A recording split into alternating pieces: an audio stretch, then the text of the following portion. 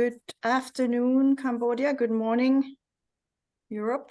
I see that people are logging in still, but maybe we can start as we have exactly 1 hour for this webinar, and we want to use this time well. So I would like to welcome you all to this virtual site session of the 2024 OECD Garment and Footwear Sector Forum, and this session is on promoting digital wage payments in especially the Cambodian garment, footwear, and travel goods sector.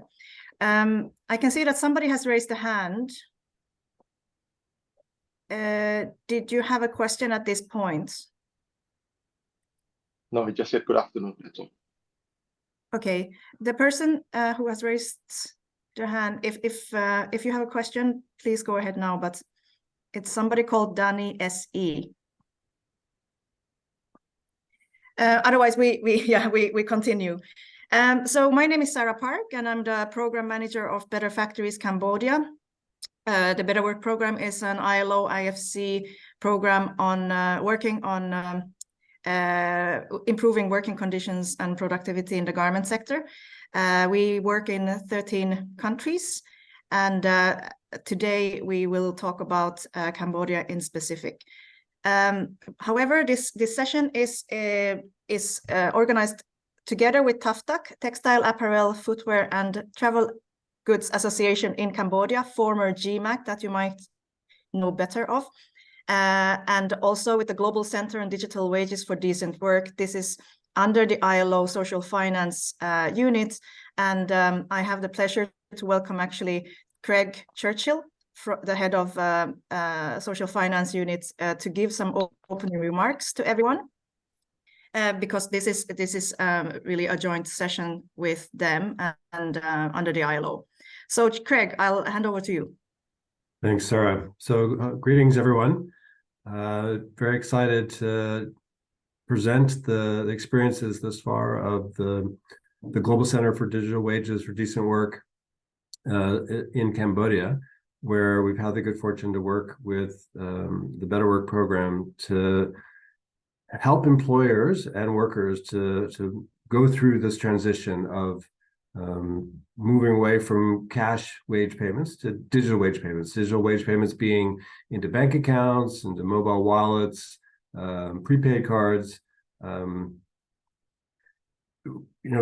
Often when you think about situations, experiences in the world of work, there's some tension that if workers win, they get higher wages, employers lose, they have higher expenses, or if employers win, they have greater profits, workers may not see the benefit of those profits. So there's always this tension between employers and workers.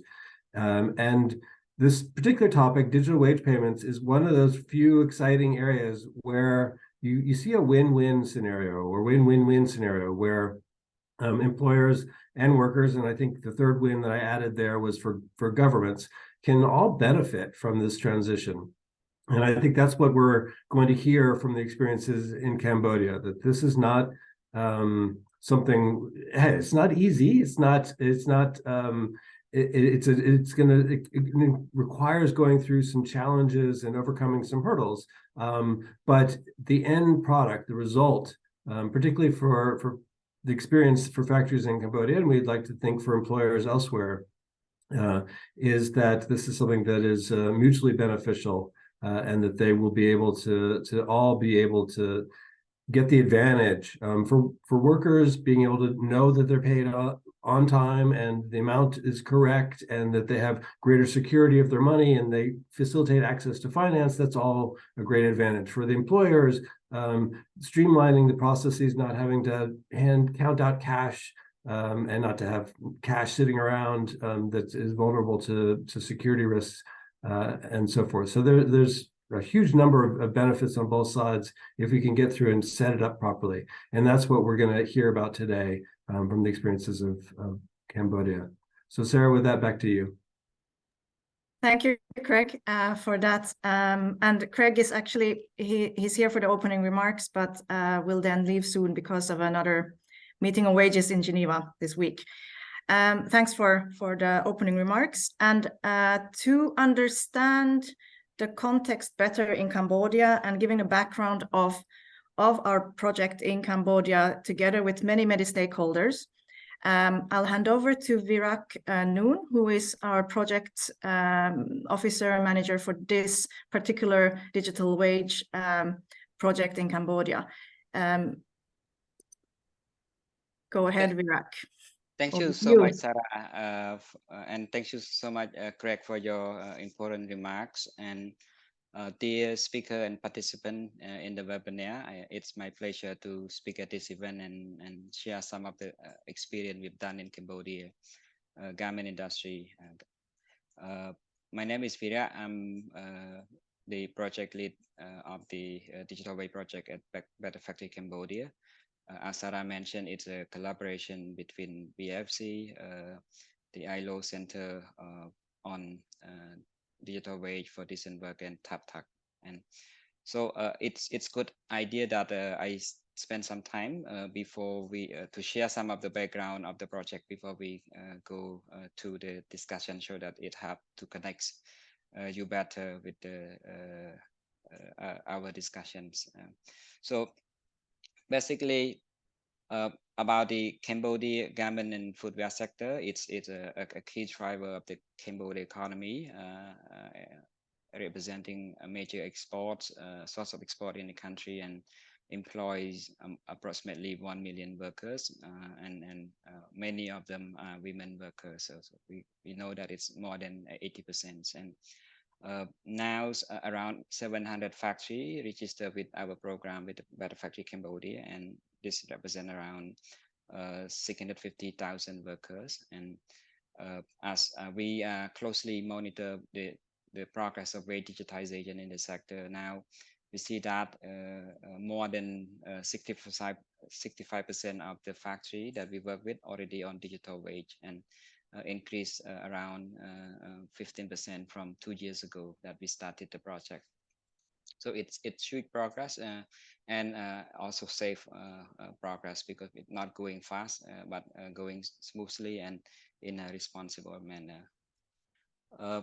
What have we done for these 2 years in the country? So basically, we work with the partners, the constituents in the countries, financial service provider, the governments, including Ministry of Labor and Central Bank of Cambodia, and our partners that support the sectors. So we try to generate as much as possible the evidence, including the risks and benefits and impact of wage digitization, so that we're sure that what we're working on is in the right direction.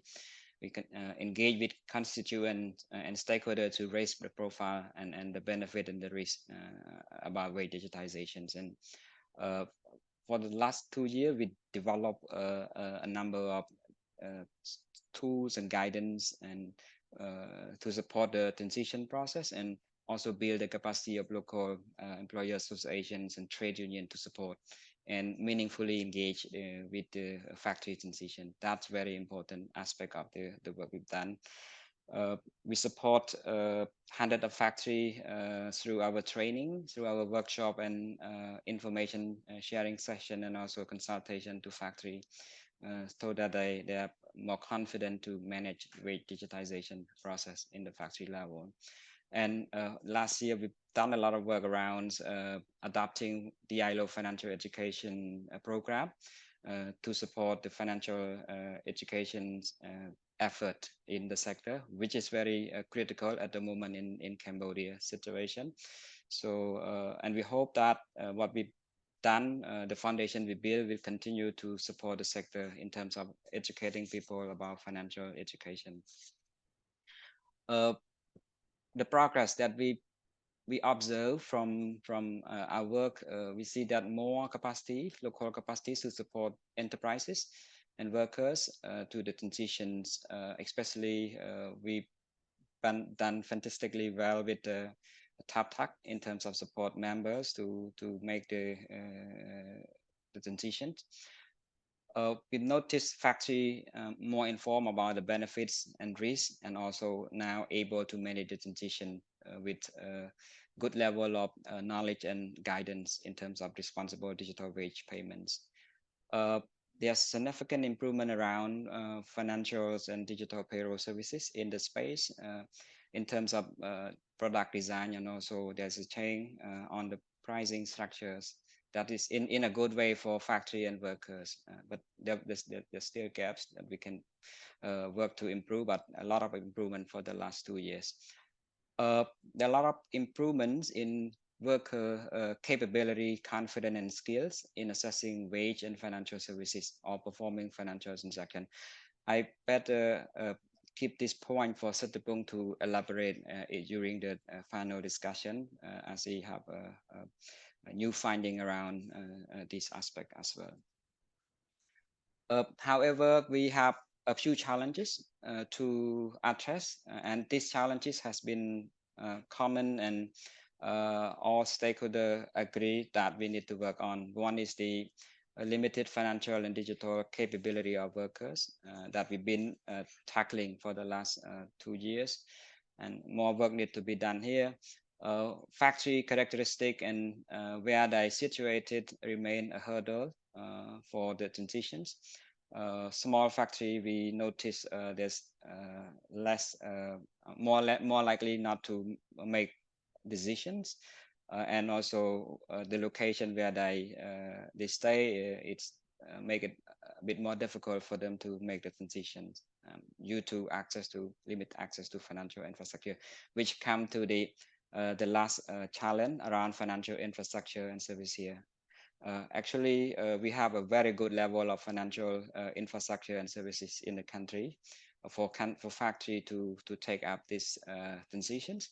However, as I mentioned about some locations still have challenges, and another point that we want to highlight is there's still limitation that not able to allow a worker to have the choice of payroll because of, for example, limited interoperability in the ecosystem. But this is improving in the countries.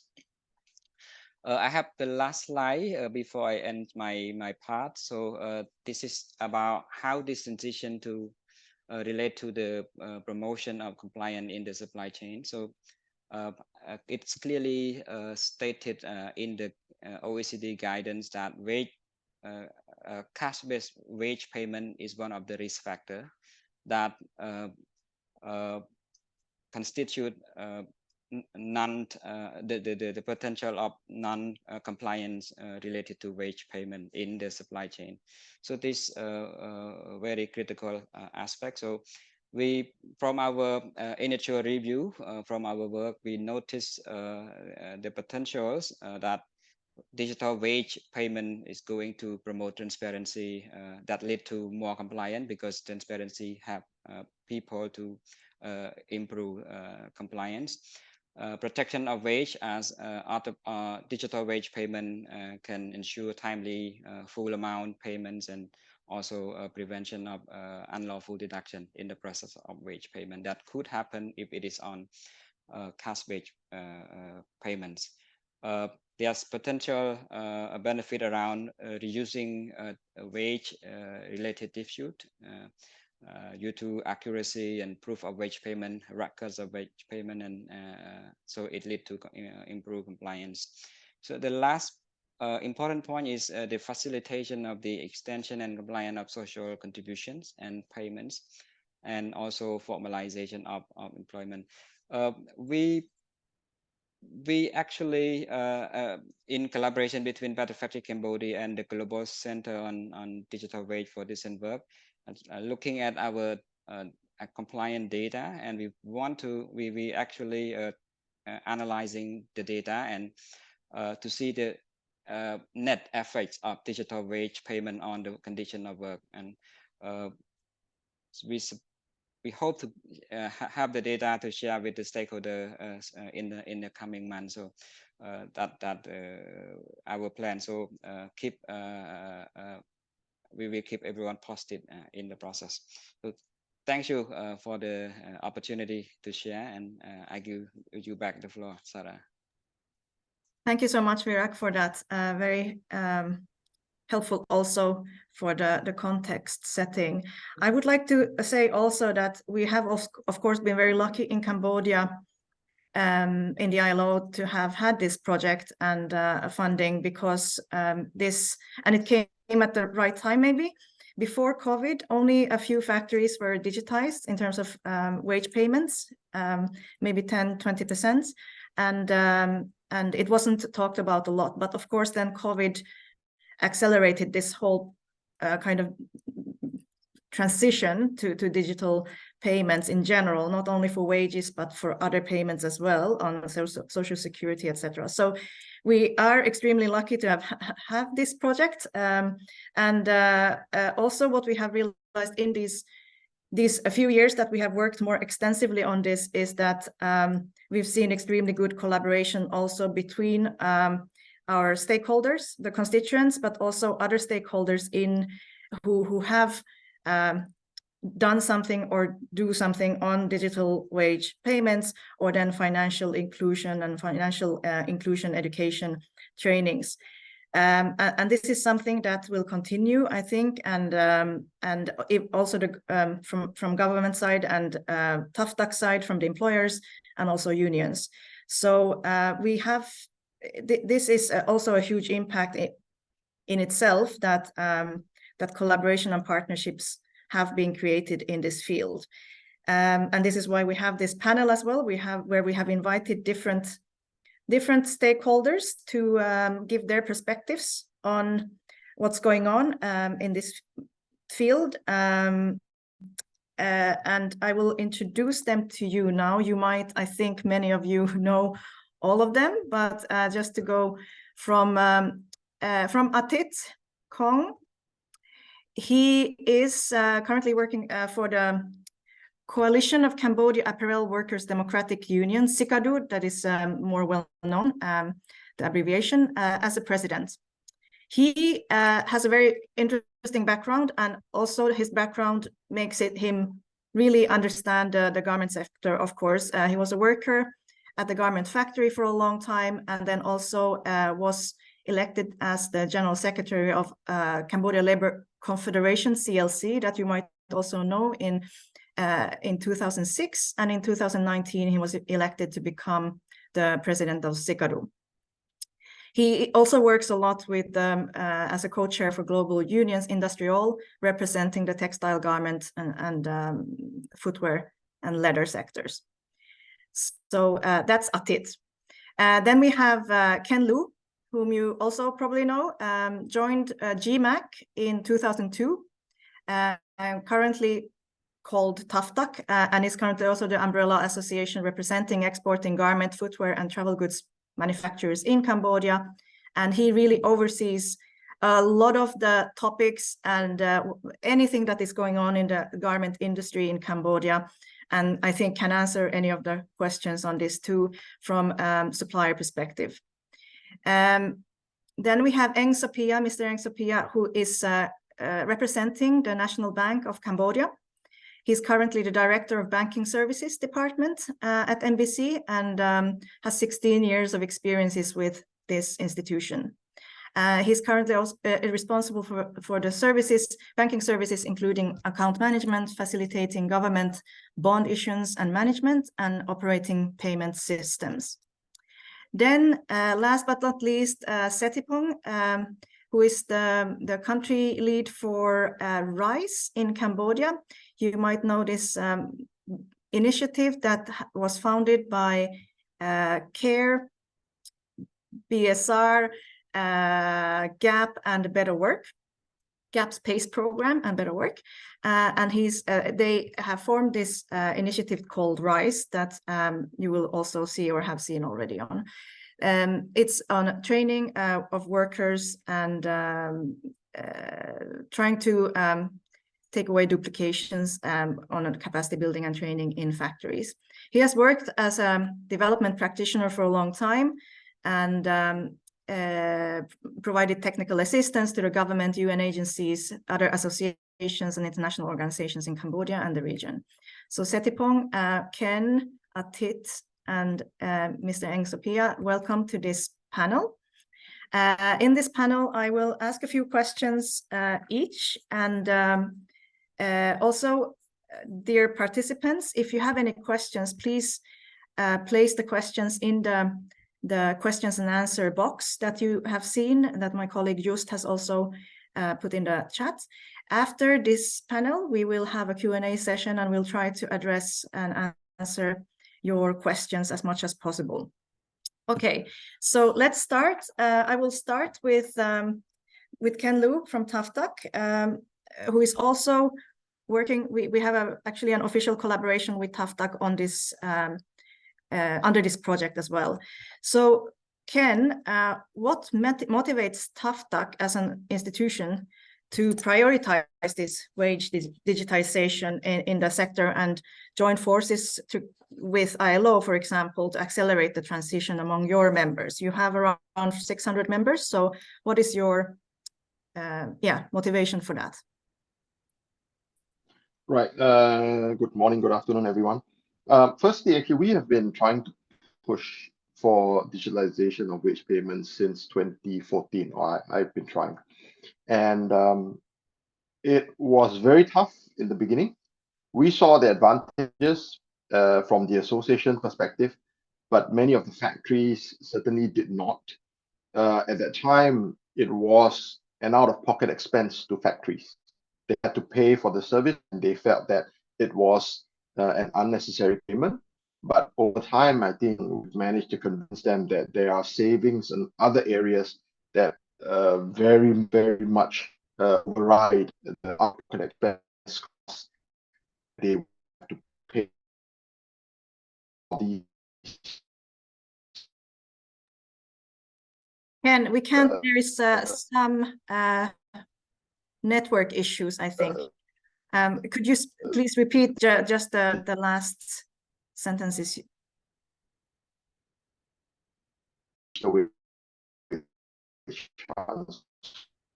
It's not. And certainly in the last 3 to 4 years, possibly due to COVID. Can you hear me now?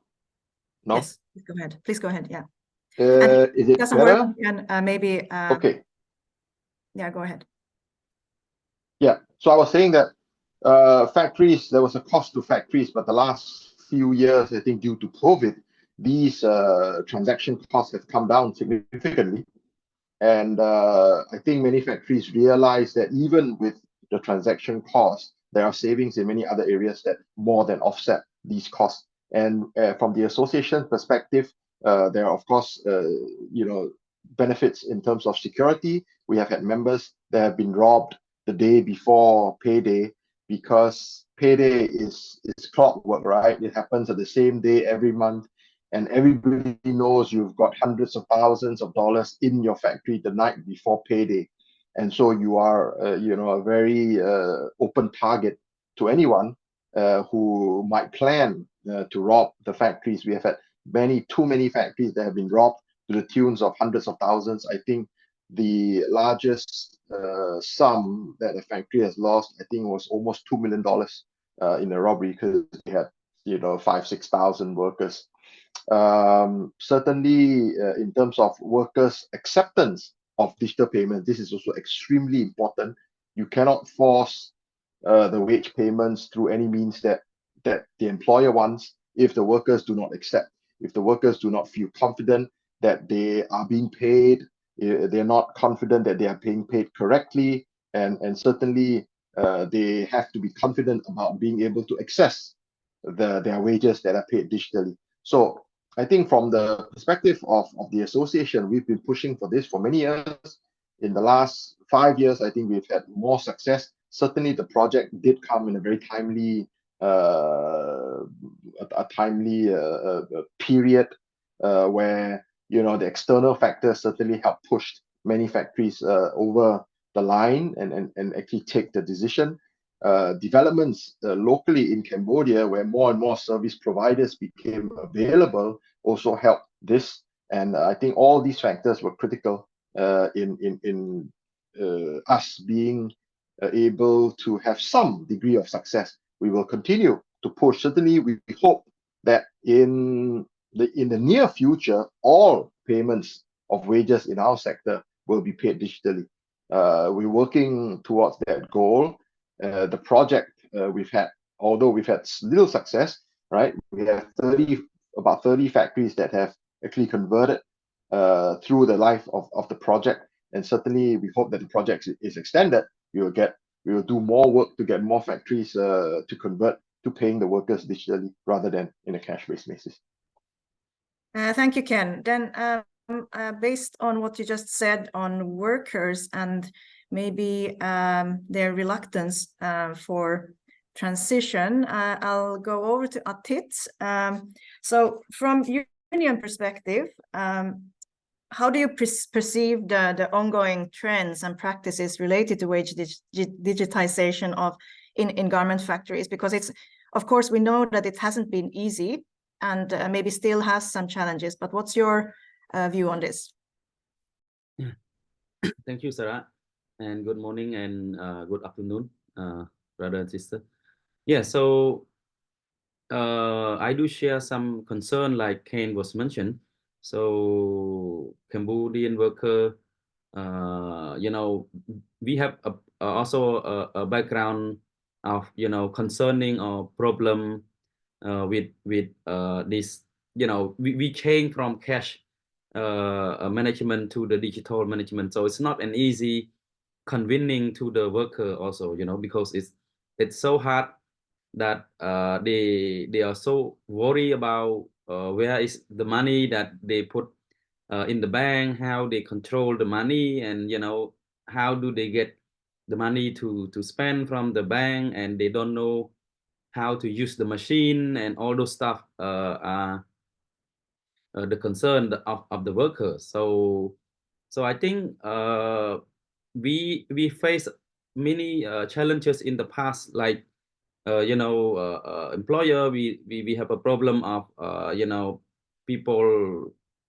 losing money and the calculation, and also people lost money at home, at their renting home, because their renting home is not secure for keeping the money. So all those challenges that worker also facing at the previous time. So like we was also really support this idea, this initiative that can protect the worker more, but it's not easy to convince them. So the union has provide a lot of training, also consultation and negotiation and lobby to our member that this will be more secure, this is more benefit, their money is not going to loss, so all those things we working with our local members. And I think so far we also get less and less question on that. So I think the mindset has changed throughout the process, throughout the the information and the testing of using the digital payment. So I think we have get less and less worry and question from the member. So this is what we want success on this.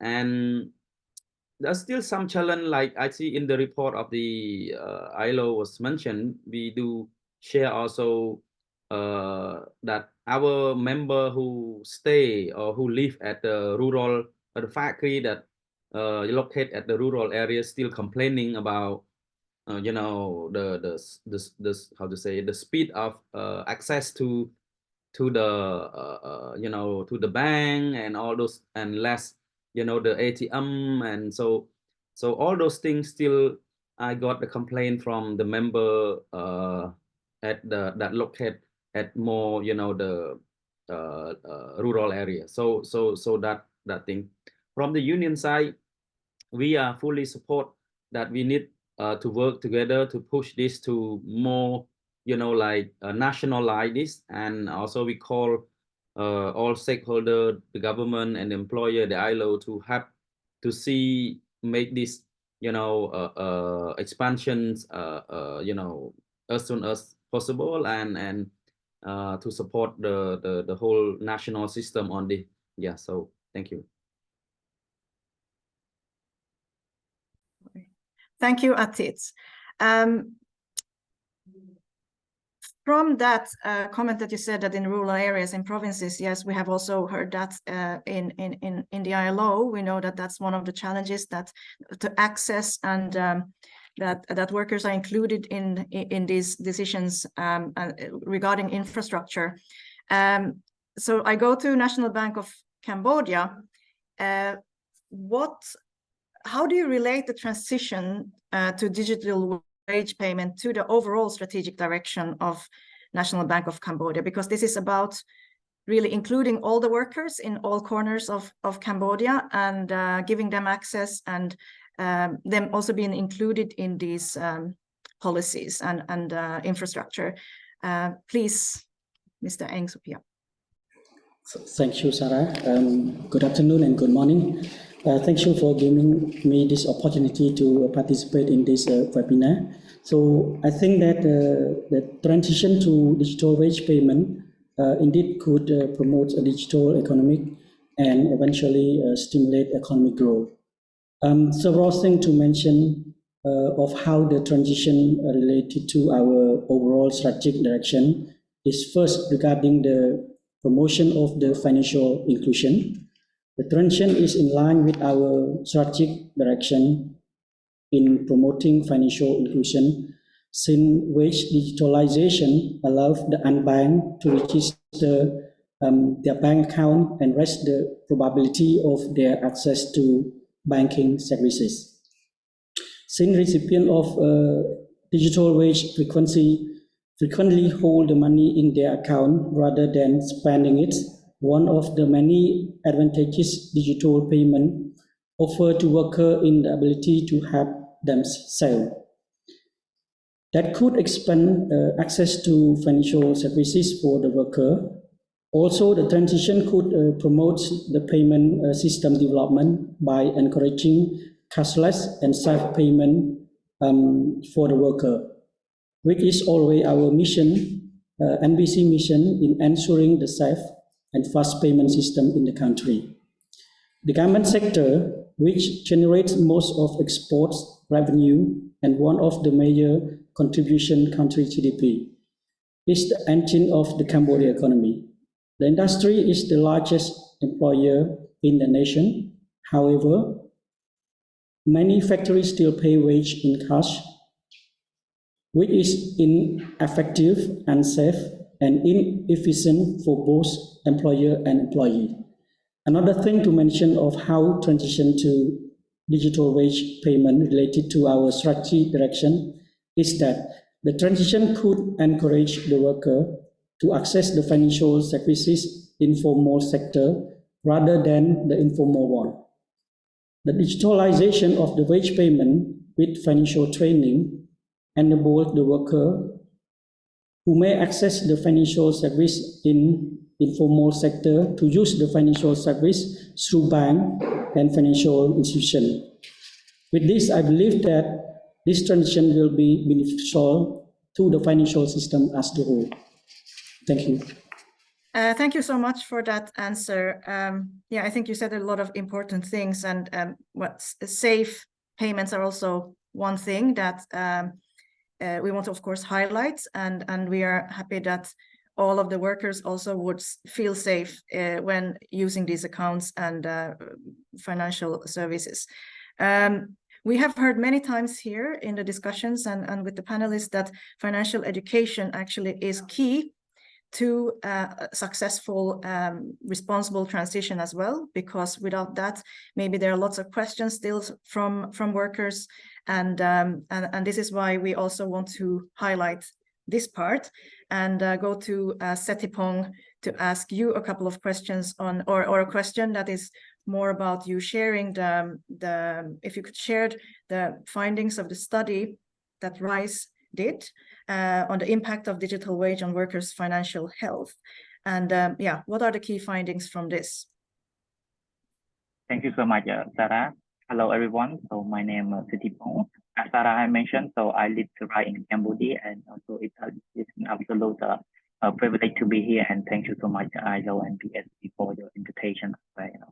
And let me give some of the background from RISE. So very short. So RISE bring together her project, a better work, care, and also gap with the aim to advance gender equality in global supply chain. And also in Cambodia, so RISE have been partnered with Mastercard Center for Inclusive Growth since 2019 to promote gender intentional digitization in garment sector. And we have successfully supported 18 factories, employing over 27,000 workers, which is 83% of them are women, to implement digital apparel system, consider the needs of women workers. And we also work closely with brand, financial service provider, and local experts to facilitate, the transition to responsible digitization. And there are some key of finding, from our program on the impact of, digital on worker financial health, And first, I would like to share that we have observed that digital payment have contributed, to increase financial inclusion, aligned with just from NBC just mentioned, and it also have provided with access to formal financial service among our workers. Then we saw that a significant 65% increase, in worker receiving their way into the account. And it's also important to note that, for many workers, this was their first experience, with a formal financial account, And we also have seen that with 96% of men and women workers, so they now start to prefer to be paid into account, which shows that they are now accepting the change as well. And this is great to see as well, as my experience, and also I was visiting the factory, at the start of the program. So we can see that the level of acceptance from the worker was a bit of issue, as many workers, they're very nervous, like Mr. Atat had mentioned earlier, so the worker are very nervous about getting paid into account, And also secondly, so the worker reported a greater convenience and also efficiency as well, So there was a significant, we found that 55% increase in women, engaging in mobile money transaction, and which almost all men and also women, so they having mobile account money, and also actively utilize them, in a range of digital payment, for example, to pay for goods, send to family member, friend, and also airtime transfer, and also electricity bill as well. And also thirdly, so we found that workers, so they improve, their budget management skills.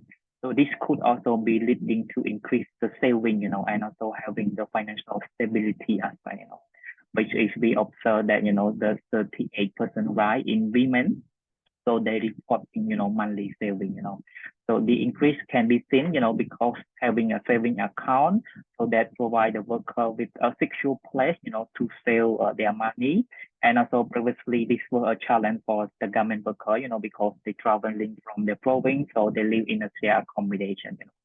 So as RISE, so we emphasize the importance of prioritizing the saving, and also it's truly rewarding, to witness this positive outcome regarding to the saving, And finally, another point that I want to mention regarding to the finding that we found is that, so being paid digitally, so it's brought significant, positive change on the women economic empowerment, From our program, we have seen that 24% increase, in women actively participating in their family spending decision, From the start of the program, we found that only 59% of women, now are reporting, making decisions together with their family, compared to the beginning of the program that is only 35%, So yeah, I would like to hand over back to you, sir. Thank you.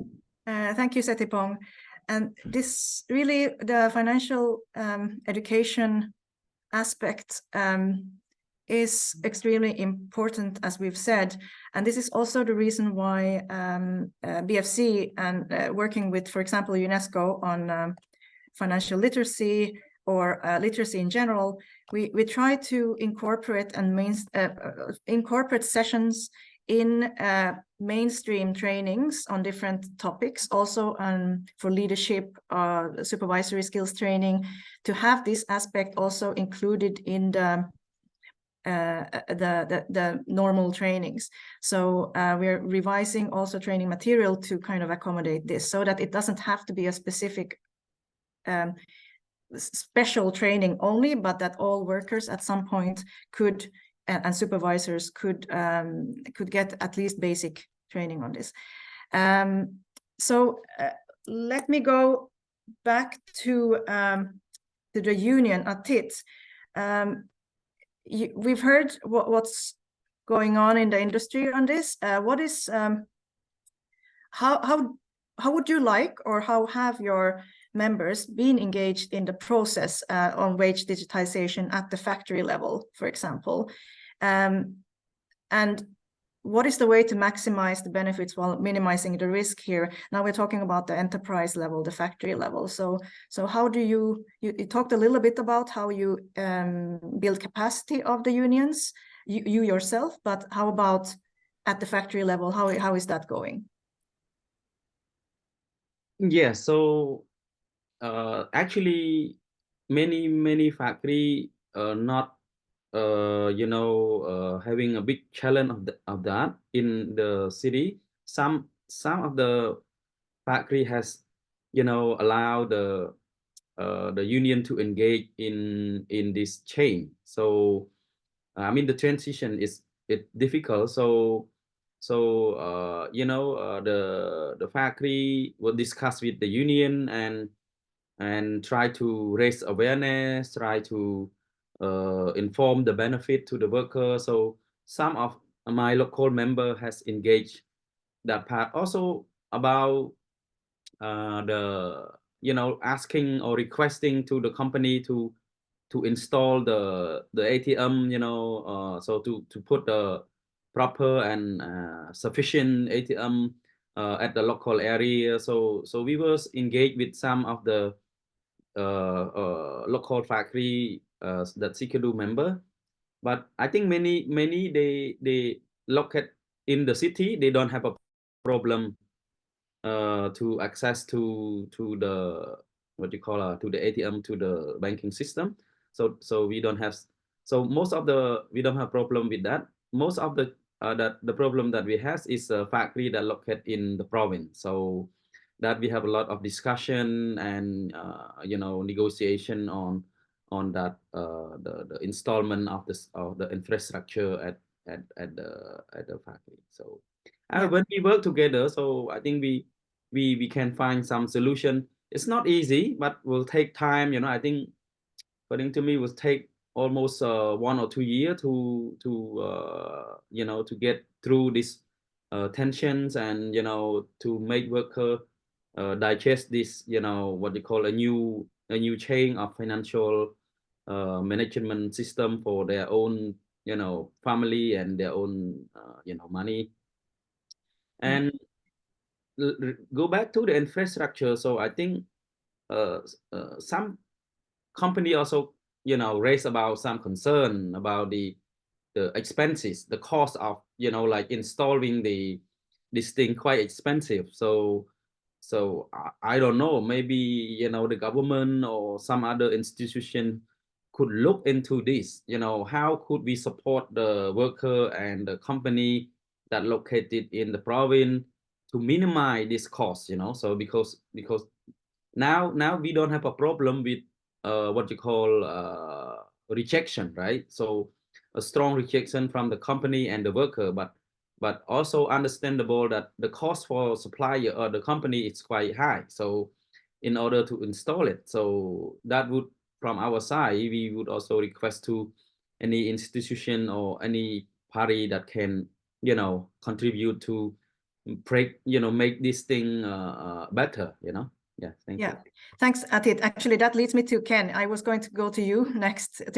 I know what you might want to say, but how do you then, TAFTAC, support from your side? How do you support employers? You've also had a lot of work behind the scenes with financial service providers, etc. How do you work on this, and what are the main lessons learned from this process? Sure. So cost is a big factor for all parties involved. It's a factor to consider for employers, it's certainly a factor that employees need to consider. So we try to lower the cost for both sides, right?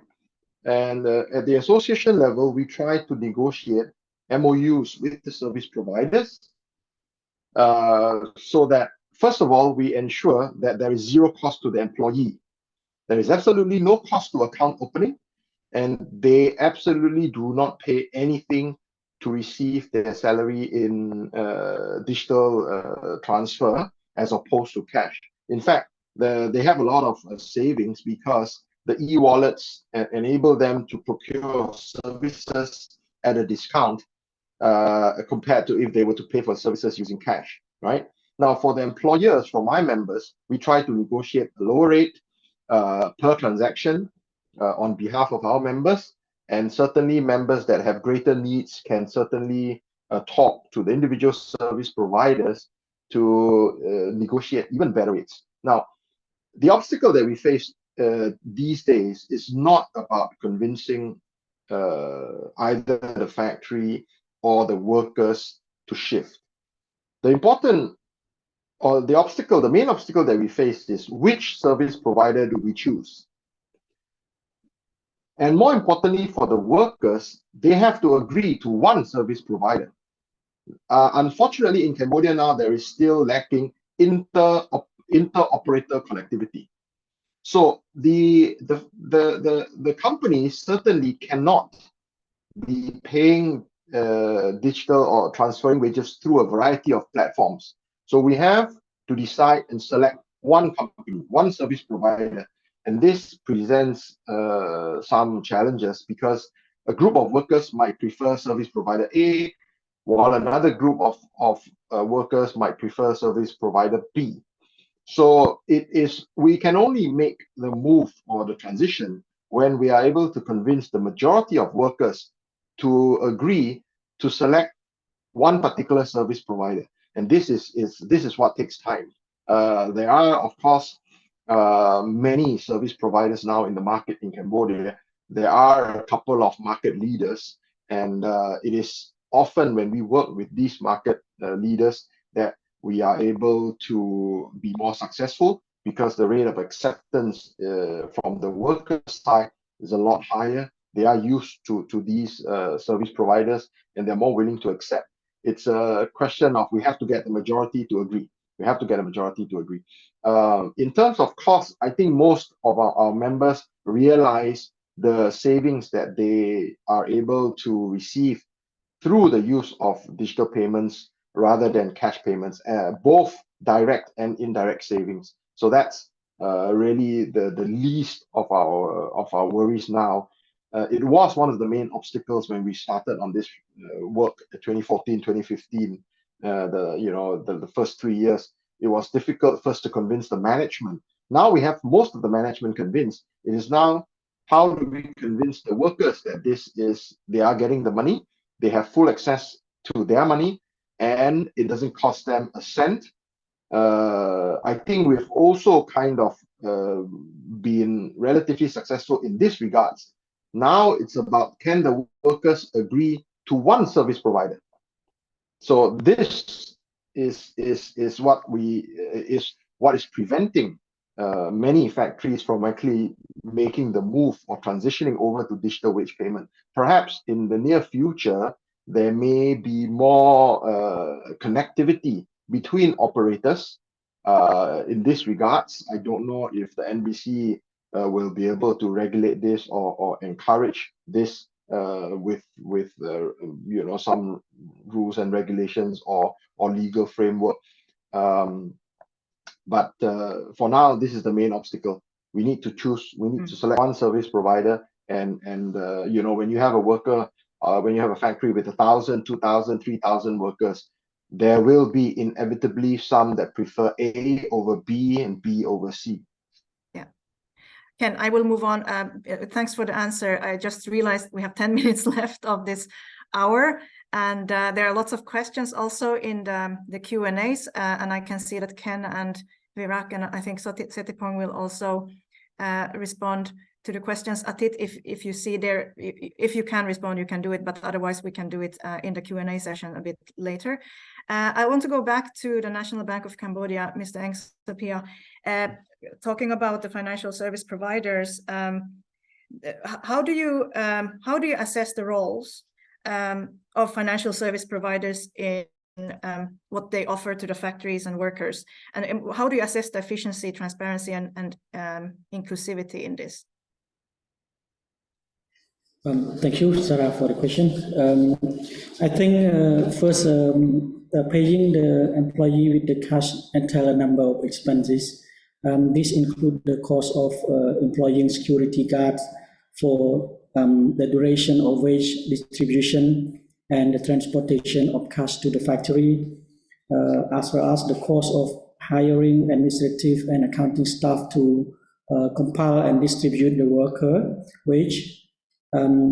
Additionally, employee may lose the productivity time as they must, leave the office to pick their salary payment.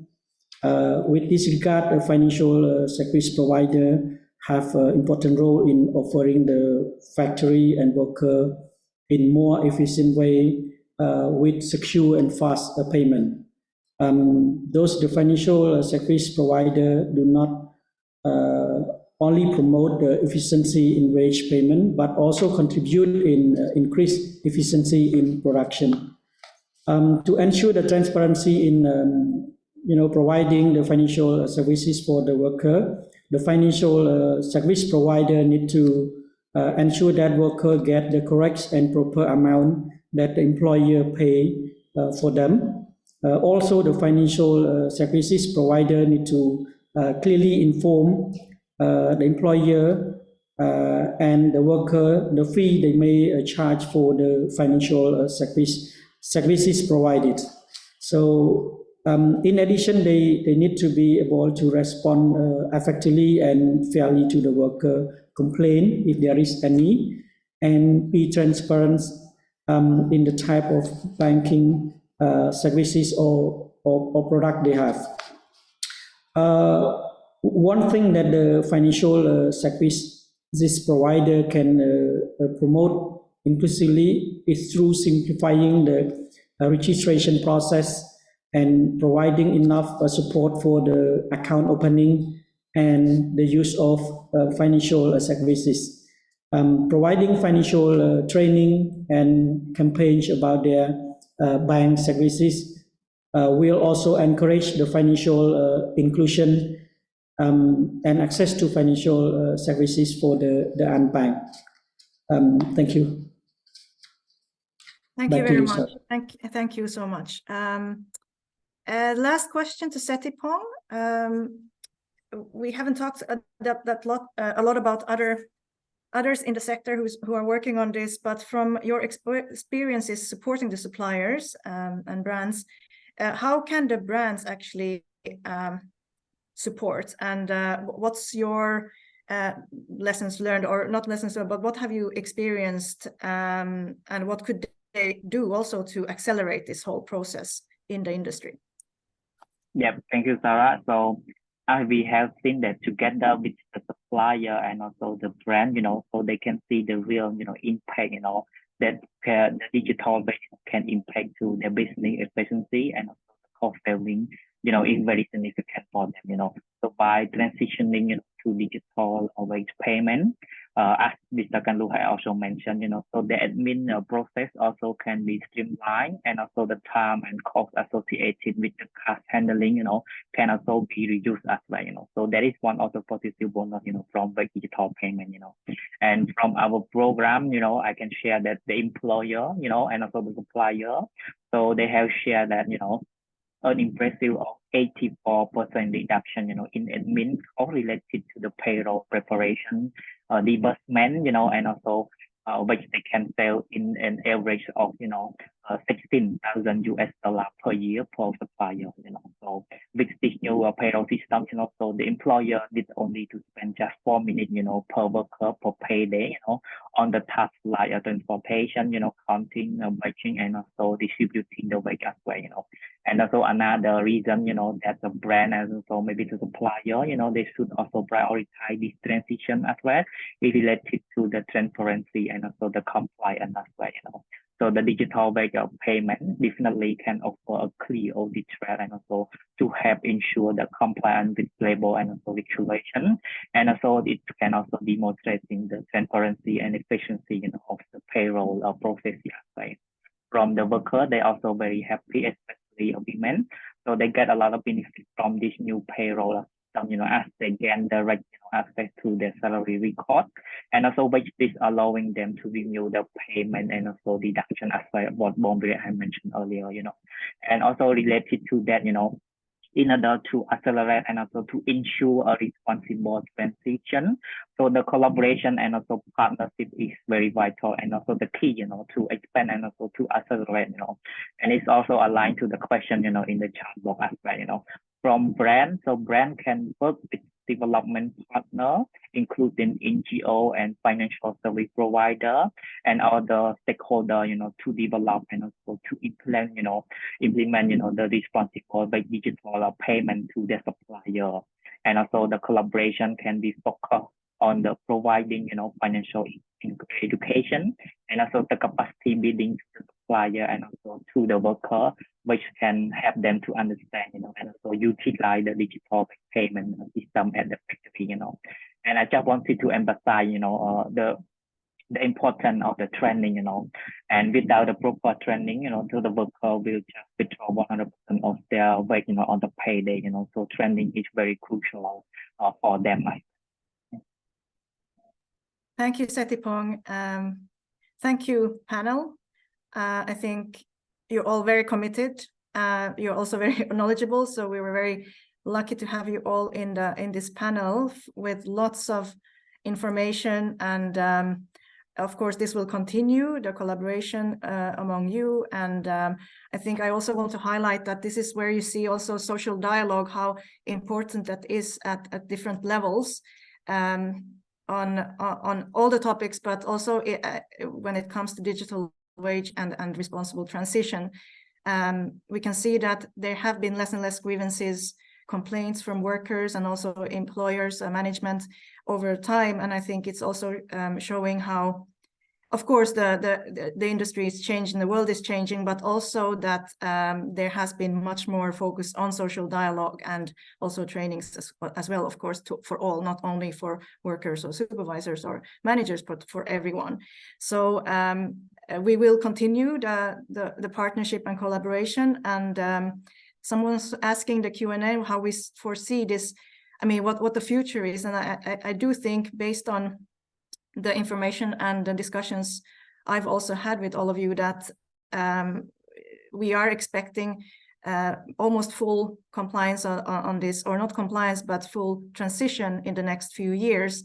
And of course, then after that, to also encourage other sectors, or also informal sectors. We have a very big subcontracting sector as well in the garment sector. And ideally, this would be also then going to those factories.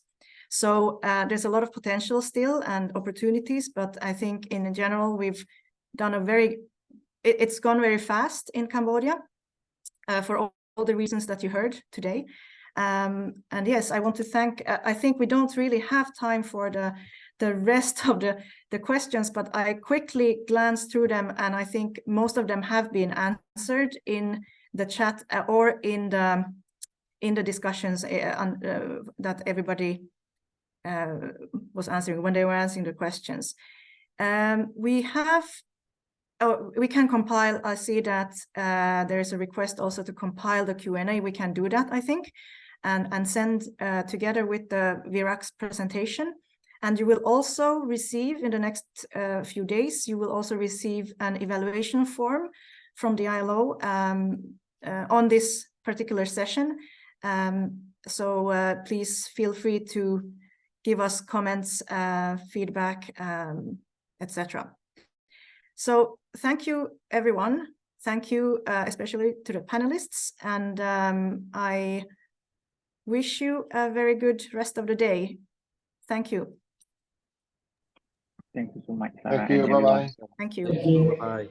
Thank you. Bye-bye.